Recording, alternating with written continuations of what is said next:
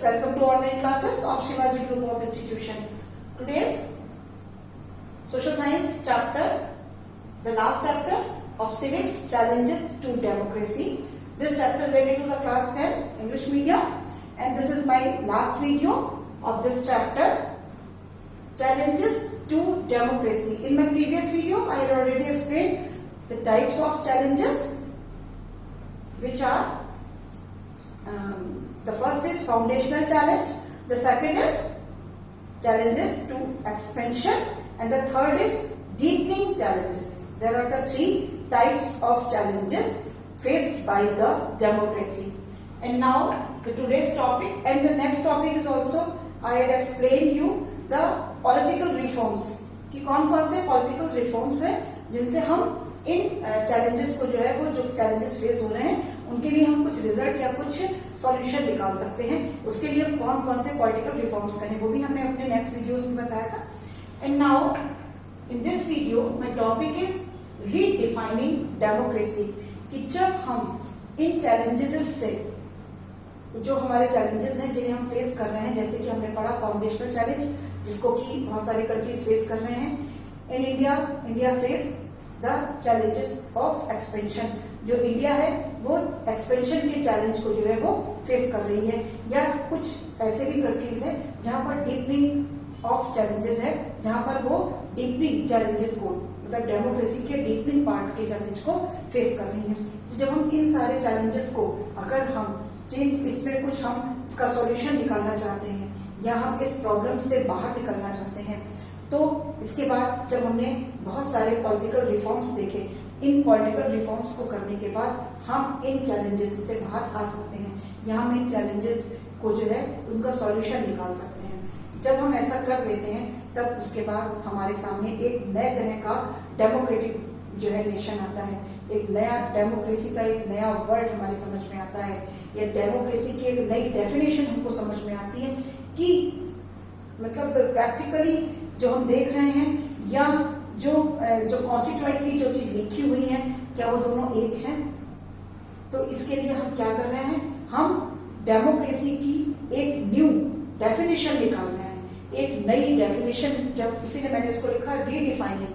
Redefine का मतलब एक बार हम डेमोक्रेसी को डिफाइन कर चुके हैं, this is the government of for the people to the people and by the people. अब हम इसको और ज्यादा रीडिफाइन कर रहे हैं. क्यों? क्योंकि हमें जो पहले की डेफिनेशन थी उसमें कहा गया बट ऐसा हुआ नहीं.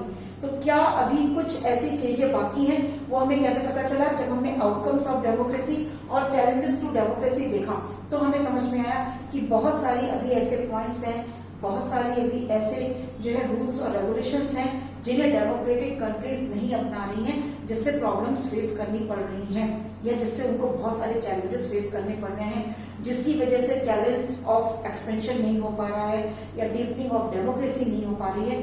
ये क्यों नहीं हो पा रहा है? इसलिए हम डेमोक्रेटिक नेशंस को या डेमोक्रेटिक फॉर्म ऑफ गवर्नमेंट को या डेमोक्रेसी को हम फिर से डिफाइन करेंगे. तो कौन से ऐसे पॉइंट हैं, अगर हम इन सारे पॉइंट्स को लेकर चलेंगे तो हमें इन चैलेंजेस को सामना बहुत कम करना पड़ेगा और ये धीरे धीरे करके जो ये हमारे चैलेंजेस हैं इनका सॉल्यूशन भी निकलता चला आएगा. तो स्टार्ट करते हैं. The first is rulers elected by the people must take all the major decision. जितने भी हमारे रूलर्स हैं या रूलर्स जिन्हें हम बोलते हैं रिप्रेजेंटेटिव्स, जो भी रिप्रेजेंटेटिव्स हैं जिनको कि हमारी पब्लिक ने इलेक्ट किया हुआ है, उन सभी को ही जो है टेक डिसीजंस जो है जितने भी मेजर डिसीजंस हैं वो उन्हीं रिप्रेजेंटेटिव्स को ही लेने चाहिए. सबसे मस्त चीज है कि कोई और इन डिसीजंस को मत ले, क्योंकि पब्लिक ने उनको इलेक्ट किया हुआ है, वो पब्लिक के रिप्रेजेंटेटिव्स हैं और अगर वो कोई भी डिसीजन लेते हैं तो पब्लिक को उसको मतलब मानना ही होता है, क्योंकि उनके पास और कोई चॉइस नहीं है, या फिर वो किसी भी तरह का कोई भी उसके अगेंस्ट नहीं हो सकती. पब्लिक क्यों नहीं हो सकती? क्योंकि आपने ही उन्हें इलेक्ट किया हुआ. तो जितने भी इंपॉर्टेंट मेजर डिसीजंस लेने हैं वो उन्हीं रूलर्स को लेने चाहिए जिन्हें पीपल ने इलेक्ट किया. The second thing is election must offer a choice and fair opportunity. सबसे दूसरी चीज जो बहुत इंपॉर्टेंट है कि जो इलेक्शंस होने चाहिए वो बहुत ही फ्री और फेयर होने चाहिए. किसी भी तरह का कोई भी उसमें डिस्क्रिमिनेशन या कोई भी प्रॉब्लम्स नहीं होनी चाहिए।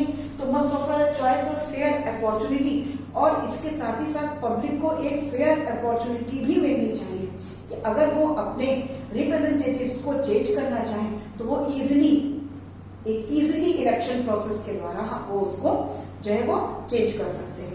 और ये भी जो चेंज होंगे, ये जो the people to change the current rulers, ये भी क्या होने चाहिए, किसी एक बेसिक जो है वो बेस पे ही होने चाहिए, और वो बेस इक्वल बेस होना चाहिए। हर एक सिटीजन के लिए इक्वल बेस होना चाहिए, कोई डिस्क्रिमिनेशन भी इस बेस में नहीं होना चाहिए। यहाँ पर मतलब कहने का है कि जो राइट टू वोट है, जो कि हमने यूनिवर्सल एलिमेंट फ्रेंचाइजी में पढ़ा कि जो राइट टू वोट होता है वो 18+ लोगों के लिए ही होता है, तो ये डिस्क्रिमिनेशन नहीं है। तो इसी के अकॉर्डिंग, ये फेयर अपॉर्चुनिटी के अकॉर्डिंग ही वोटिंग होनी चाहिए, और उनको अपने चॉइस मिलनी चाहिए, एक फेयर अपॉर्चुनिटी और चॉइस मिलनी चाहिए इलेक्शंस में। And the next is the choice and opportunity should be available to all the people. और मैंने बताया कि जो चॉइस और अपॉर्चुनिटी है वो सभी लोगों को मिलनी चाहिए, मतलब इक्वालिटी होनी चाहिए, किसी भी तरह का डिस्क्रिमिनेशन नहीं होना चाहिए। Power sharing between government and social groups, यहाँ पर एक बहुत इंपॉर्टेंट चीज है। हमने फर्स्ट चैप्टर में पावर शेयरिंग पढ़ा कि किस तरीके से सेंट्रल और स्टेट में हमने पावर को शेयर किया, उसके बाद हमने लोकल सेल्फ गवर्नमेंट में भी पावर शेयर करी।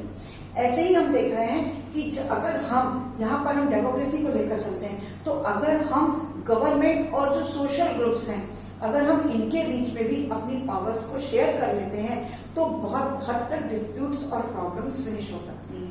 तो यहाँ पर उन्होंने बोला कि अगर हम एक डेमोक्रेसी को अगर हम रीडिफाइन करना चाहें तो हम यहाँ पर एक बहुत इंपॉर्टेंट पॉइंट लेके चल सकते हैं कि गवर्नमेंट और सोशल ग्रुप्स के बीच में जो है वो पावर शेयरिंग होनी चाहिए। कुछ पावर्स गवर्नमेंट के पास होनी चाहिए तो कुछ पावर सोशल ग्रुप्स के भी पास होनी चाहिए, जिससे कि डिस्क्रिमिनेशन ना हो और किसी तरह का कोई डिस्प्यूट ना हो।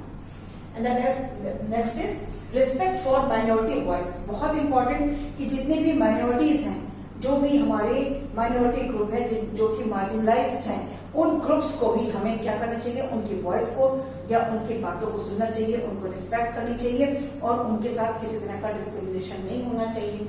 इसी के साथ इक्वालिटी, जो कि ये इस पॉइंट से रिलेटेड है, क्योंकि हम देखते हैं कि हमें फंडामेंटल राइट का हमारा फर्स्ट राइट है राइट टू इक्वालिटी, और डेमोक्रेसी में इक्वालिटी मस्ट है because the main basic outcome of democracy is equality.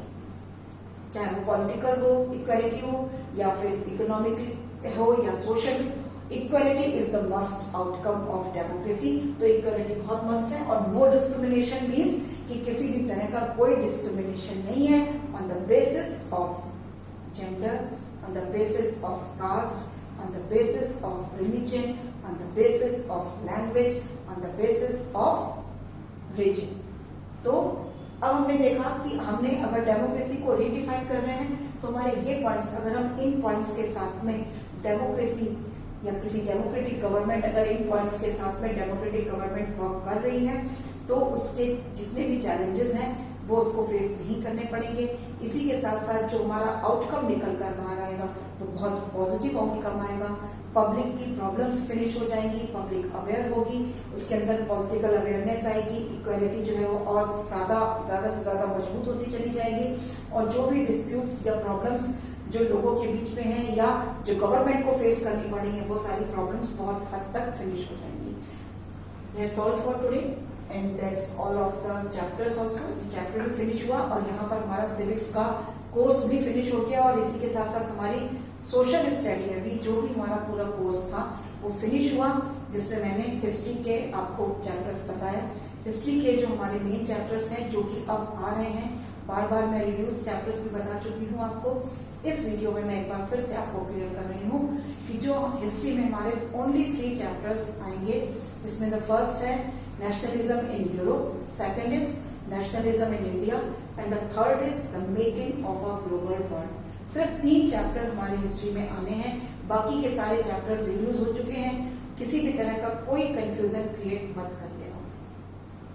In geography में मैंने आपको 3 चैप्टर्स बताए जो रिड्यूस हुए हैं, जिसमें हमारा फॉरेस्ट एंड वाइल्ड लाइफ है और आई थिंक वाटर रिसोर्स है, and the next is the third one, I forgot, third मुझे नहीं याद आ रहा, मैंने जो भी उसमें, हाँ मैन्युफैक्चरिंग इंडस्ट्रीज, ये 3 चैप्टर्स मैंने रिड्यूस में डाले हुए हैं। ये 3 चैप्टर्स जो हैं इनपे सिर्फ इनसे रिलेटेड मैथ वर्क आपके एग्जाम में आएगा, बट इनसे रिलेटेड कोई भी क्वेश्चंस नहीं आएंगे और बाकी सारे चैप्टर्स आपको एज इट इज पढ़ने हैं।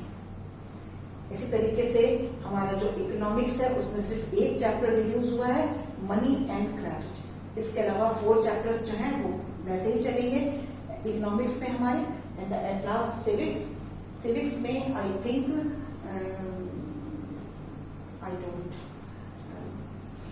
मुझे याद नहीं है इस समय, मैं देखकर बताऊंगी अपने नेक्स्ट वीडियो में कि सिविक्स में क्या चीज रिड्यूस हुई है।